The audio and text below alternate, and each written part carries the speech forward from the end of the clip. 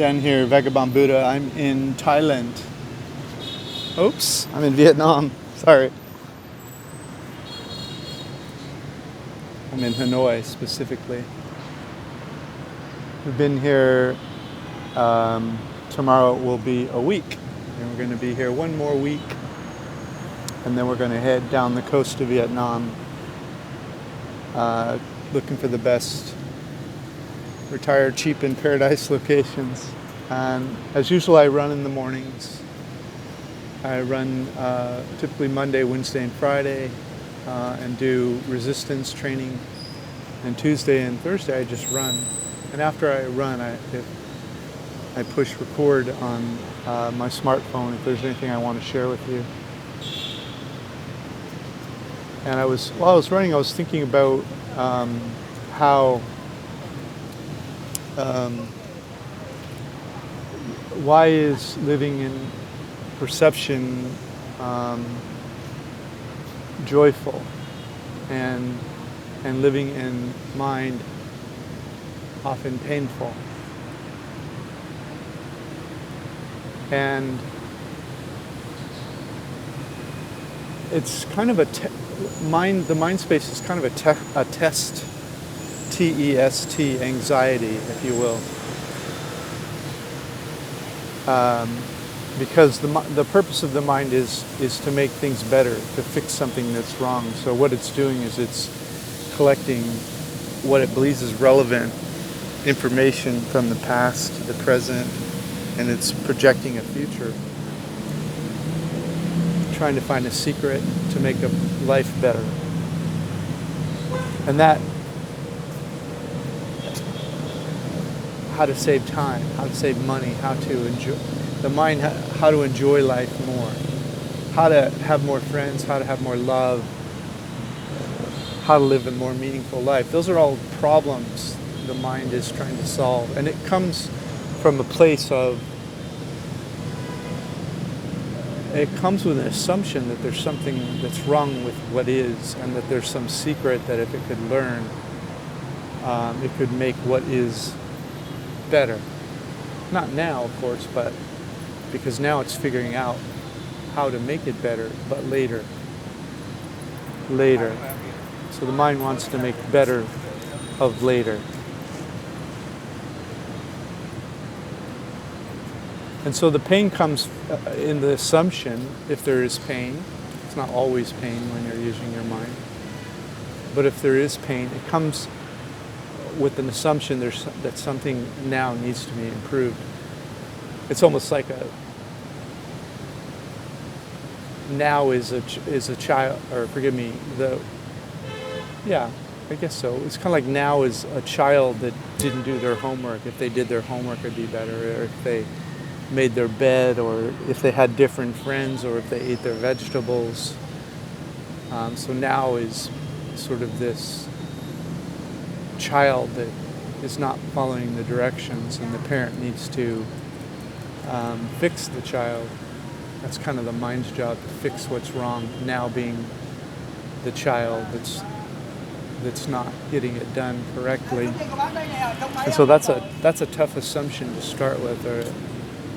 And it's assumed. It's assumed. It's not even spoken. It's just because now is not right, now is wrong. So that's the first thing. And the second thing is there's a hunger in the idea that there's something wrong that I don't know how to fix. It's a continued judgment that you're not even capable of finding the solution. It's wrong now.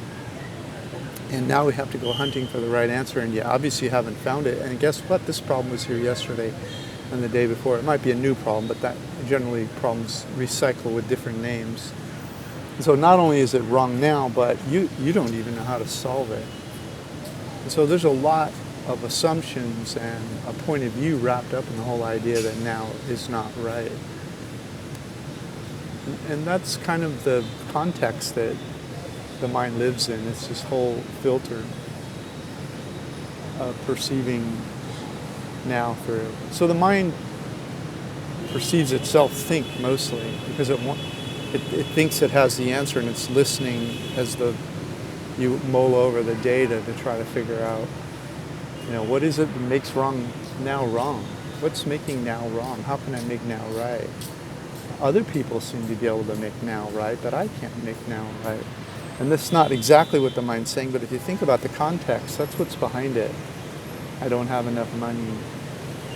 I don't have enough love. I don't have enough whatever. And the mind's not always thinking about what you don't have enough of. That's just an example. But it's generally not in the business of talking about how grateful it is. If it is, it's almost a process it carries out on some periodic basis that you're sort of forced by your schedule. On 10 minutes every morning, I'm going to talk about what I'm grateful for in my life. There's people that have that kind of practice in their daily routine, which is mind work. Mind work's purpose is to train the mind to maybe not hurt as much or to be more useful, more successful. All of that's the same thing though. Something's wrong now, you can make it more useful. Something's wrong now, you can make it better. It all comes with this underlying assumption that you see through, this grid you see through, the mind sees through. And so why is experience an experiential existence? Why is an awareness of what's so around you? Whether or not the mind's speaking, why is that less painful? You see, experience, just being, doesn't have an assumption about anything. It's present to what is.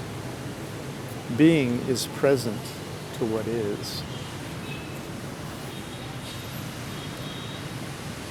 Being has no purpose. There might be action that arises out of being. Like you get up in the morning and you run, there's action. Then you go back and work on the computer. There's action that arises.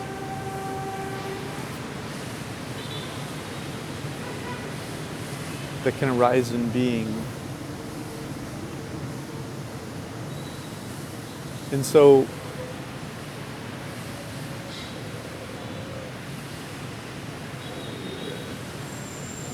there's three states to experiencing life that I can tell.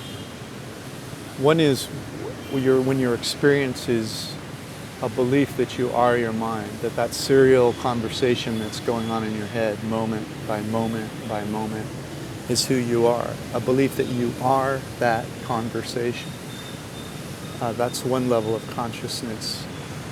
And it's experiencing the now. It's just the now its experience is limited to whatever the mind's upset about or thinking about or processing or steps or actions the mind's deciding to take or things the mind's just, all of it's just 100% mind, 100% mind, 100% mind. So experience is really limited. If the mind had a geography to it, it would end at the edge of that geography, a country, a state, a planet, a universe, wherever the mind occupies. That state, the mind state, experiential mind state, experience ends at the edge of each thought the mind has. And then there's a mid state, or there's a medium state. These aren't bright lines. There's a continuum. And as you move up into the next state, it's where there's some space around where your mind's thinking. And the top of that space is where you're completely aware that you are experience and that your mind's having a thought. That you're not thoughts that your mind has, and that you don't end at the edge of a thought, but you are the all in which the mind thinks. And the mind is smaller. And while you hear the mind, if you're towards the higher end of that middle spectrum, it's like a passive kind of a murmur of a sound, like a dog barking in the background. And you hear it. You hear the dog bark. But you're not emotionally attached to what it's saying. It might provide useful information or remind you of something. It might catch your attention slightly for a moment or two. But it doesn't have that emotion of fear that your mind's able to attach, because things are not how they're supposed to be. That's a place that's is in the experiential state where you're experiencing only your mind. And so you can be in this middle state where you have this awareness that mind speaks, if you will. And towards the bottom of that space, or almost to the mind-only space, you can even lose awareness of the space around the mind and be reattached to the mind completely. Or said another way, you could slide back down into the mind-only space from the middle space, especially when you're newer, or when something tragic happens and attaches you. But eventually the pain will wake you up, and you'll go, wow, I'm really close to the mind. There's no space around it. I'm in the mind now. And when that happens, you'll feel the pain, and that'll wake you up. And eventually over time, what'll happen, or it might happen right away, is that you'll have utter silence of the mind. Something will stop the mind completely. It'll just be that you are graced. You have the grace of experience, grace of God if you're religious. You co-occupy the space of an experiential existence. You are with God. That can happen instantaneously, or it can be something that develops over time.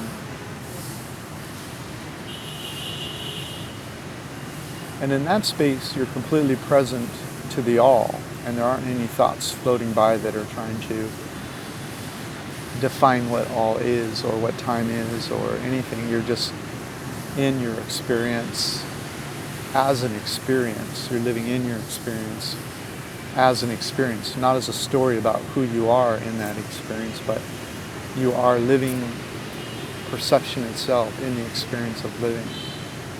And that may go on for a second, or a minute, or 2 hours, or a week. There's no rules about any of this. Eventually the mind comes back. Eventually the mind will have a thought that will re-inhabit you, that will have you re-inhabit that you even had a mind space before. For example, you remember something about a dog running by will remind you of your dog you had as a child. And you may live in the experience of that memory, or you may attach to it and have pain if your dog got ran over by a car, or it makes you sad or something. So those are the three main spaces. And the reason an experience is joyful is because it's not limited by your interpretation of what it means. It's not limited by the idea that something's wrong with experience. It's something needs to be improved for experience to be fully appreciated or understood. In fact, often there's a complete absence of mind involvement in experience. It's you're literally living in the perception itself, arriving at your body, or without even the arrival part, just you're living in experience. And that's not painful because there's nothing to fix. It just is. What's so just is. And it has no story attached to it. And the mind might have a thought might float by. Oh, this lake used to be blue and now it's green, or I like it better in the summer or the winter, or you might have a thought that just floats by. And then it's gone, and then you're back without even a thought.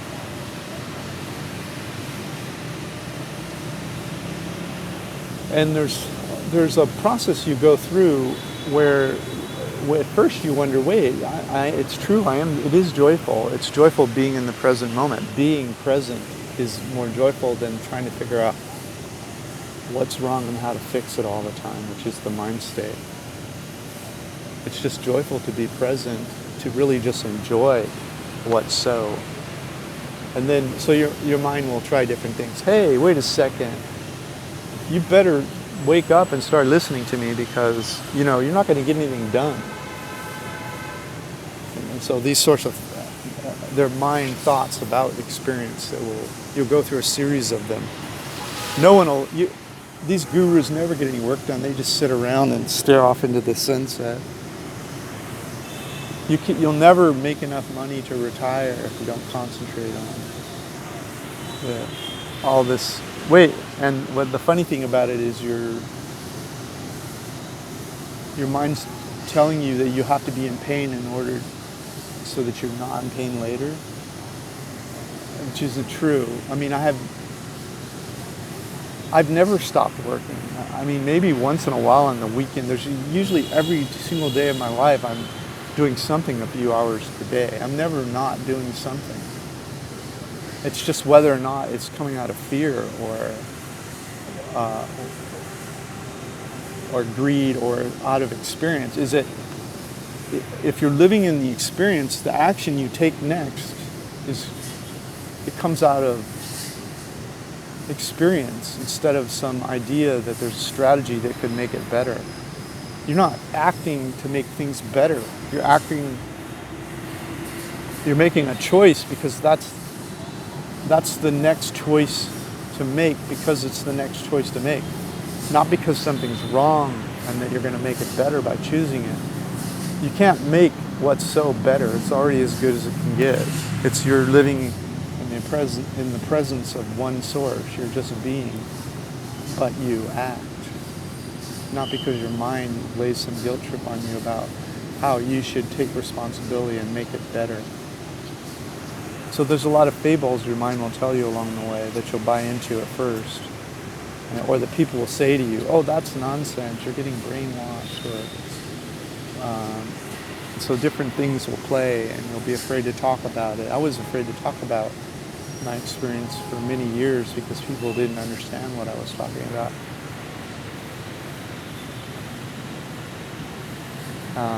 And now mainly I just share it here on this YouTube channel because people they get to a place where they're ready to hear it, and when the student is ready, the teacher shows up in front of them. And so I don't need to go to my friends and say, oh, your life sucks, you need to find out about present moment awareness. They'll be ready when they're ready. And they do come to me from time to time and ask me, why are you not disheveled when something happens in your life? It's because I'm living in a solution. I'm not living in the consequences that would occur, my imagined consequences that will occur if I don't fix it right away, if I don't make it better. I live in the solution. And so I don't carry all that baggage with me about imagined problems. I don't need to imagine problems. At any given moment, there's an action I can take if there's something that needs attention. I don't need to guilt myself into it or think life is going to turn out. Life already turned out. This is how it looks. All right, that's it for today. Thanks for listening.